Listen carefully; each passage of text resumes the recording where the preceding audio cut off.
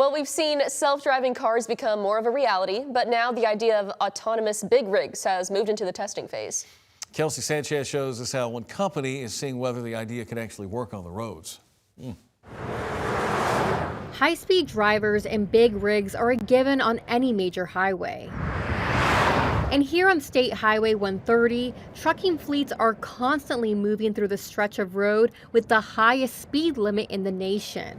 But soon, some of these fleets will be driverless on the 41-mile stretch of road that runs through Austin to Seguin. I feel like it's a good thing that we're getting a lot of updates and upgrades since, the early 2000s. But in regards to, I feel like we still need to depend on humans as well. A Swedish company named Enride teamed up with SH-130 Concession Company, the privately owned business that calls itself the reliable alternative to I-35, to bring these autonomous vehicles to Central Texas. This was sort of a natural step for us to find this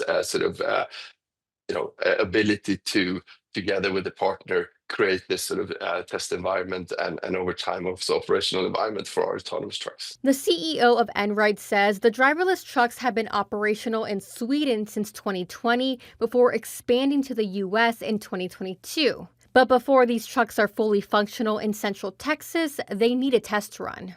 Move out and test that safety case to then gradually work towards the commercial operations. Of course, the end goal of this is running commercial operations, but the way there is through this sort of extensive work together and testing and to get to that point. Which some Austinites hope to see so other drivers are safe. I kind of feel like we do need to at least have a driver in it until we get it kind of squared away on if it's safe or not. Because even with the Waymos I've been seeing on the news, when it comes to school buses, they're going past the school buses when the stop sign is out and all that. In a statement to KVUE, SH-130 wrote in part, quote, "We believe autonomous vehicles have a big role to play in improving efficiency and safety as freight volumes through Central Texas continue to increase, and we're excited to move forward."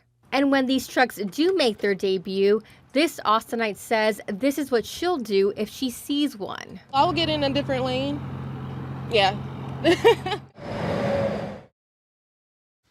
Because what could go wrong with a driverless 18-wheeler truck? Right? Can't think of one thing that could go wrong. The problem we have is there's already a lot of traffic on the roadways, a lot of big rigs. We know that's just part of the deal. Yeah.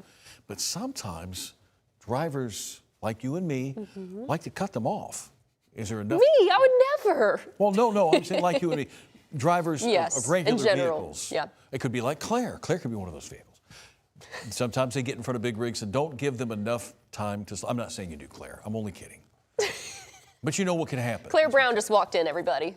We're going to interview her next. But yes, if I see one of those vehicles, one of those trucks with no driver in the driving seat, I'm going to get as far away from them as I can. I try to stay as far away from big rigs as it is currently. Yeah.